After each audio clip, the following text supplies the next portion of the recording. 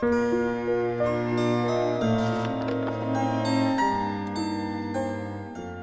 плох я с виду, или в отношениях скромен был.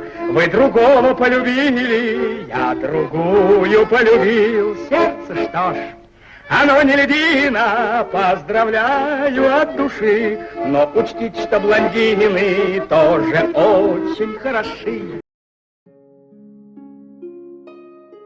В 50-е годы он считался одним из самых красивых актеров советского кино, но при этом сохранил репутацию идеального семьянина.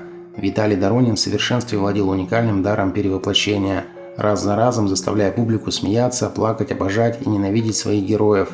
Возможно, секрет успеха артиста состоял в том, что на сцене он не играл, а по-настоящему проживал жизнь своих персонажей. Виталий Дмитриевич появился на свет осенью 1909 года в Саратове. Его отец работал на железной дороге, а позже возглавил индустриальный техникум. Мама трудилась на должности счетовода. Несмотря на нетворческие специальности, родители мальчика всегда тянулись к прекрасному и с удовольствием играли в кружке художественной самодеятельности. В любви к театру мальчик ничуть не уступал старшим членам семьи. После школы Виталий поступил в вагоноремонтные мастерские на должность слесаря, однако успевал выкраивать время для выступления в любительских спектаклях. В 1928 юноша уволился из Саратовского депо и уехал в Ленинград, где за 2 года окончил курс Института сценических искусств. После окончания вуза начинающий артист незамедлительно перешел к практике. В следующие 2 десятка лет он успел побывать на театральных площадках родного Саратова, городов Хабаровска, Борисоглебска, Харькова, Ленинграда и Москвы. Работу в академических труппах Доронин умело совмещал с выступлениями на эстраде, должностью дирижера джазовых коллективов. В начале 50-х в жизни Виталия Дмитриевича появился Малый театр, подмостком которого актер остался верен до последнего вздоха. На протяжении 15 лет он был задействован в каждой премьерной постановке, неизменно получая зрительские овации в финале спектакля. Зачем же вы пьете-то, Любим Карпыч? Зачем пью? От глупости. А ты думал, от чего? Так вы лучше перестаньте. Нельзя перестать. На такую линию попал. А что же это за линия такая?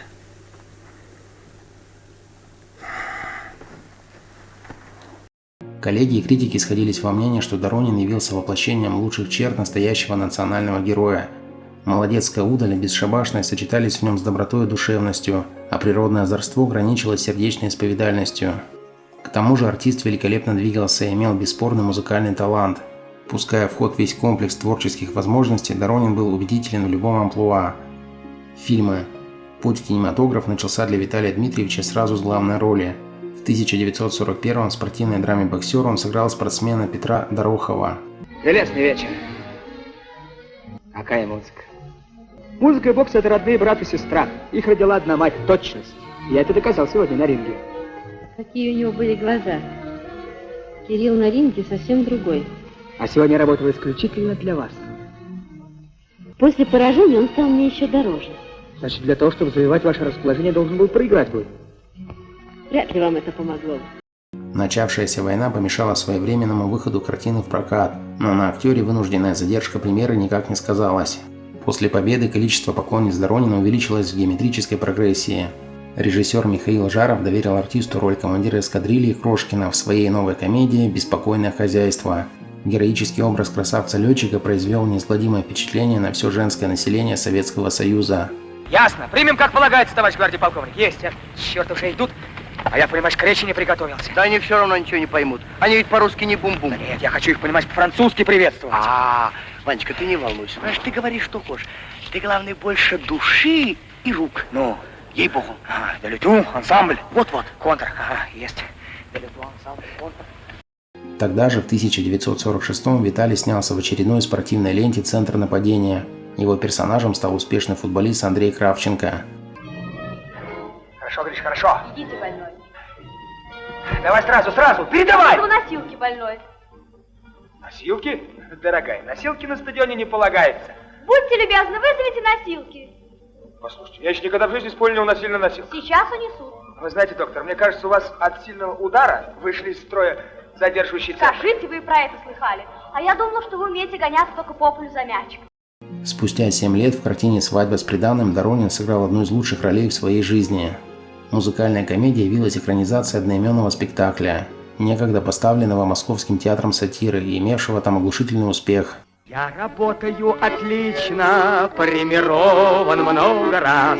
Только жаль, что в жизни личной очень не хватает вас. Из-за вас, моя черешня, ссорюсь я с приятелем. Да чего же климат здешний на любовь влиятелен? В работе над фильмом задействовали тех же актеров, что и в театральной версии. Доронин играл бригадира Курочкина.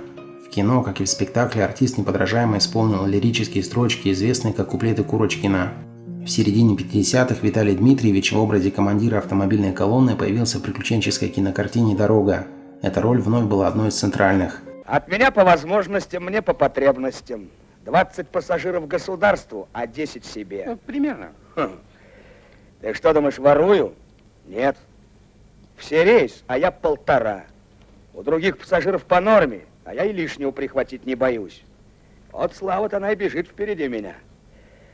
Слыхал, может, Федор Иванович, знаменитый шофер. Экстра. Класс, шофер. В 60-е Доронин неоднократно участвовал в проектах, над которыми советские кинематографисты работали совместно с зарубежными коллегами. В военно-исторической драме «Нормандия Неман» ему отвели роль комдива Комарова. В основе фильма история летчиков Красной Армии, французских пилотов на фоне их общей борьбы с фашизмом. Переведите всем. Только что мне сообщили по телефону. Général vient d'apprendre par téléphone. В 200 километрах отсюда обнаружен сбитый немцами як. Que d'un yak abattu par les Allemands à 200 km. Наши солдаты обнаружили в нем тяжело раненого майора Марселена. В киноповести «Люди и звери» актер перевоплотился во второстепенного персонажа Петра Павлова. Сюжет социальной драмы построен на трагических отголосках минувшей войны. Ешь, старик. Посмотри, как ты отощал. Отощал ты, брат, как водовозный кляча. Вам налили там еще? А ты что так смотришь на меня? Может быть, я что-нибудь не так сказал? Нет, все так, Витенька, все так. Вот, пожалуйста, чистая скатерть. Ах ты, это действительно.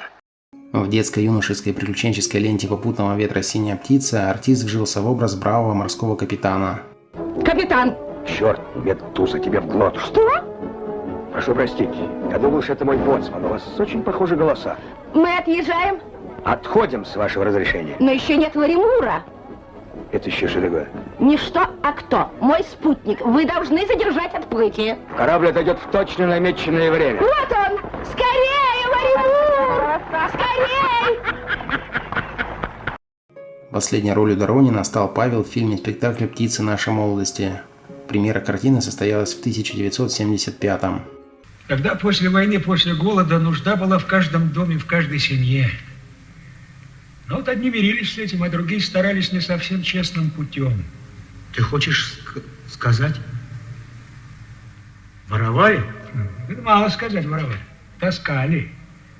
Все, что под руку подвернется. Меня что ни день выживали в район. Колхоз разваливался на глазах, а мы не знали, что предпринять.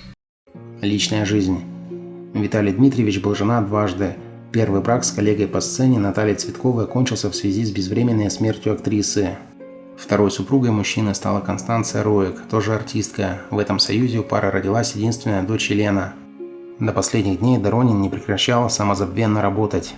Незадолго до кончины он представил на суд публики ошеломляющую своей парадоксальностью роль Иудушки в спектакле «Господа Головлёвы». В июне 1976 года жизнь актера оборвал инфаркт. Всенародного любимца похоронили на Ваганьковском кладбище столицы.